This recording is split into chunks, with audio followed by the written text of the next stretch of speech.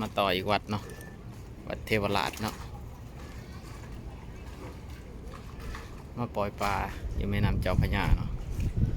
ไปแล้ววัดแก้วฟ้าหันบนบ่มีอันไหนให้ปล่อยสิ่งที่อยากได้เบิดก่อนได้มาวัดที่2เนาะ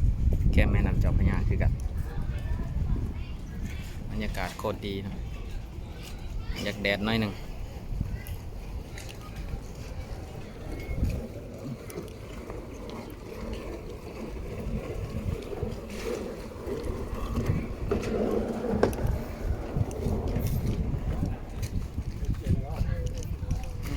ปลากับลายเนาะ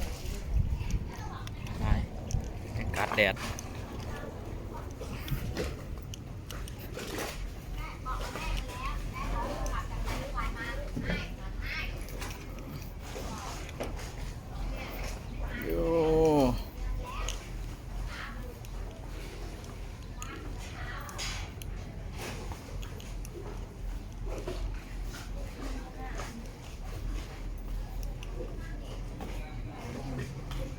ตรงอ่ะเดี๋ยวจะผ่านนี่นะฮะ